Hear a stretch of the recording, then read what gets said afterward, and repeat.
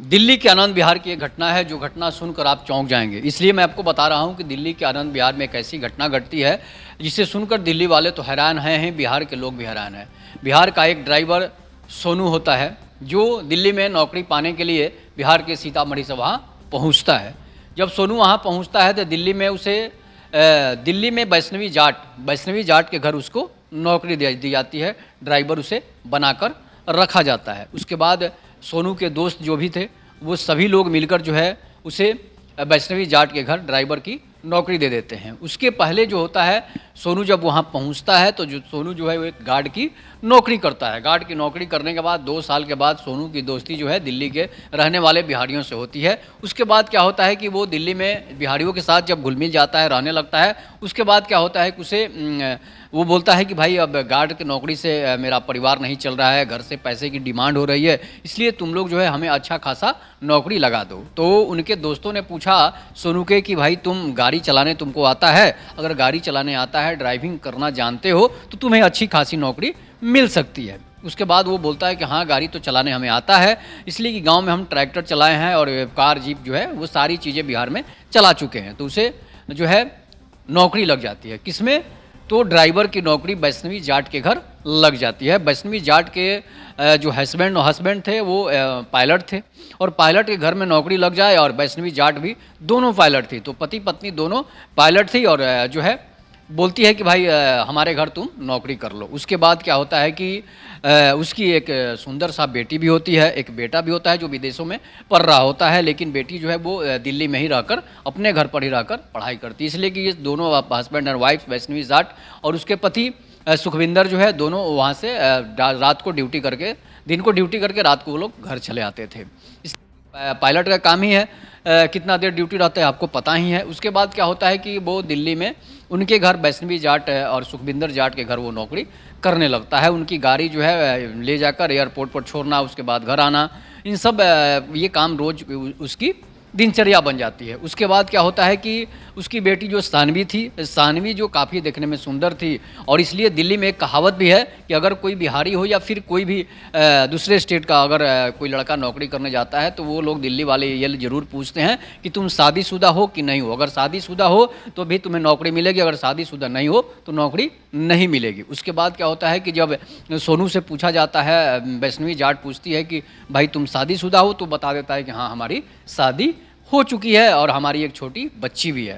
हालांकि सोनू की शादी तो पहले हो चुकी थी। उसके बाद क्या होता है कि सोनू जो है अब घर आना जाना लगा रहता है। उनकी बेटी जो है सानवी को भी स्कूल कॉलेज छोड़ता है, उसके बाद वो घर आता है। इसके बाद इन सब चीज़ों को उसकी दिनचर्या डेली की बन चुकी थी। उसे अच्छे खासे 21,000 के करीब सैलरी भी मिल रहे थे। उसके बाद अब वो जब सानवी को कॉलेज छोड़ने जाता है तो क्या होता है कि वो सानवी उसके पास जो भी पैसे होती है अब वो सानवी जो है सोनू को दे देती है। इसलिए कि उसे लगता है कि भाई बिहार का है, गरीब है, बिहार में तो मजदूरों की फैक्ट्री है, बिहार में गरीबी इतनी है, बिहार के लोग कहीं भी 2-4-500 हज़ार में ही नौकरी कर लेते हैं। इसके बाद बिहार के लोग अपनी पति पत्नी भी जाते हैं तो नौकरी करना शुरू कर देते हैं और गलत तरीके से पैसे कमाना चालू कर देते हैं। ये हम बिहारियों की सबसे बड़ी कमी है कि बिहार में कंपनी और फैक्ट्री नहीं होने की वजह से, बिहार में नेताओं को की वजह से जो है बिहार में आज तक ना कोई कंपनी लगी है ना कोई फैक्ट्री लगी है। इसकी सबसे बड़ी जो कारण है वो बिहार के लोग ही हैं कि खुद अपने पैरों पर कुल्हाड़ी मारते हैं। वो बिहार में नेता नहीं चुनते हैं, बिहार में अपना मौसा, चाचा और जीजा चुनते हैं, इसलिए कि जिसकी वजह से बिहार में कोई कंपनी नहीं लग पाती है। उसके बाद क्या होता है कि सानवी जो है वो बचे पैसे जो है सोनू को दे देती है, और सोनू गरीब परिवार से था इसलिए पैसे जो है लेना शुरू कर देता है। इसके बाद उसके सारे काम जो है सोनू करने लगता है। उसके बाद क्या होता है कि सानवी बड़ी थी, कॉलेज में पढ़ती थी, इसलिए सोनू जो है वो देखने में ठीक ठाक था, लेकिन बिहारियों की स्थिति कितना भी सुंदर क्यों न हो,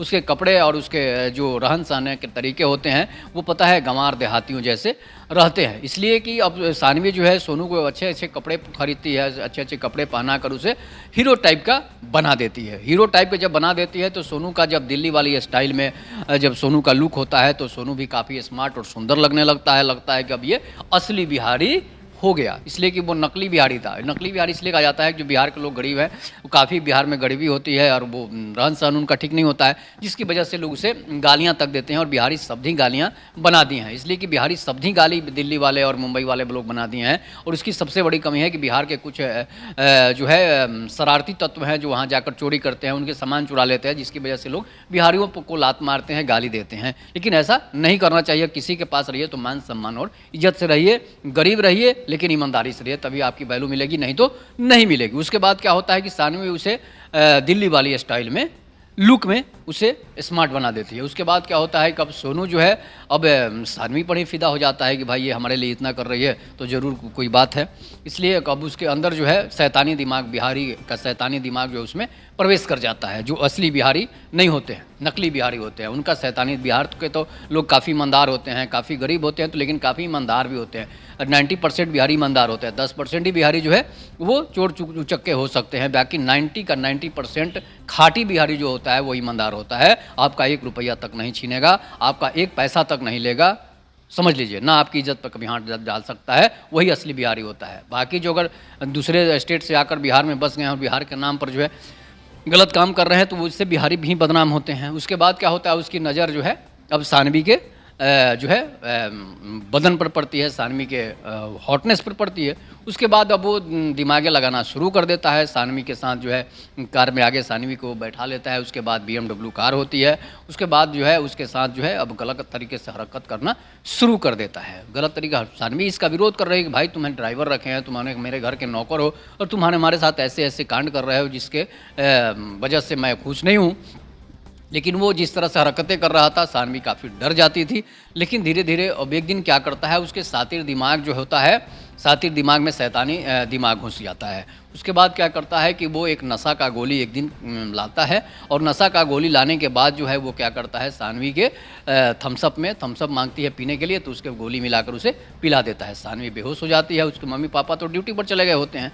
इसके बाद सानवी के साथ वो गलत तरीके से व्यवहार करता है, उसके साथ गंदा काम करता है, उसके साथ दुष्कर्म करता है और उसके बाद वहाँ से वो गेट बंद करके फरार हो जाता है। अब सानवी इतनी बुरी तरह टूट चुकी थी, इतनी बुरी तरह टूट चुकी थी कि अब कोई हॉस्पिटल में ले जाने वाला भी नहीं था। उसके बाद उसके मम्मी पापा जब रात को आते हैं, सोनू को फ़ोन लगाते हैं, सोनू का फ़ोन स्विच ऑफ बताता है और वो भागकर वहाँ से मुंबई चला जाता है। उसके बाद जब गेट का दरवाज़ा खुला जाता है, पुलिस को बुलाया जाता है कि भाई सानवी कोई गलत बिहारी नहीं करके चला गया। इसके बाद क्या होता है कि इस तरह के जब गेट खोले जाते हैं, पुलिस को बुलाई जाती है तो देखती है कि दिल्ली पुलिस जब वहाँ पहुँचती है तो सानवी अचेतावस्था में पड़ी हुई है और सानवी की इज्जत जो है वो तार तार हो चुकी है, उसकी इज्जत जो है लूट चुकी है। इसके बाद सोनू का फ़ोन मिला जाता है तो सोनू का फ़ोन तो स्विच ऑफ बता रहा था, लोकेशन भी ट्रेस नहीं हो रहा था, इसलिए मोबाइल स्विच ऑफ करके वो कहीं फेंक कर भाग गया था। उसके बाद जब उसे सोनू जो है सानवी को हॉस्पिटल ले जाया जाता है। अब सानवी को जब हॉस्पिटल ले जाया जाता है तो सानवी जो है होश में जब आती है, 2 दिन के बाद उसे होश आता है। उसके साथ दुष्कर्म हो चुका होता है, बलात्कार हो चुका होता है। तो जब 2 दिन के बाद उसे होश आता है तो वो सारी घटनाएं जो है सोनू कुमार की बताती है और उसे अरेस्ट करने के लिए पुलिस उसके गांव बिहार के जो है मोतिहारी पहुंचती है। उसके बाद क्या होता है कि जब मोतिहारी पहुंचती है पुलिस, तो वो घर तो रहना ही था ही नहीं। जब उसका लोकेशन ट्रेस किया जाता है दूसरे मोबाइल से, जब वो घर फ़ोन करता है तो मुंबई में उसका लोकेशन बताता है। दिल्ली पुलिस उसे मुंबई से अरेस्ट करती है। इसके बाद उसे जेल भेज दिया जाता है। तो क्या इस तरह के लोगों को समाज में रहने का अधिकार है? नहीं है। इस तरह के लोगों को सिर्फ और सिर्फ फांसी देना ही उचित समझिए, नहीं तो इस तरह के लोग बिहारी को ही नहीं बदनाम करते हैं, पूरे देश को बदनाम करते हैं, पूरे बिहारी समाज को बदनाम करते हैं, चाहे वो किसी भी जाति का हो। लेकिन अगर गरीबी नाम का फ़ायदा उठाइएगा तो यही स्थिति होगी। और सोनू को चाहिए था कि हम गरीब हैं तो पैसे कमाएं, ये नहीं किसी का इज्जत जो है उसका इज्जत को तार तार कर दे। इस पर आप लोग अपनी प्रतिक्रिया जरूर दीजिएगा। तब तक के लिए नमस्कार, जय हिंद, जय भारत, जय श्री राम।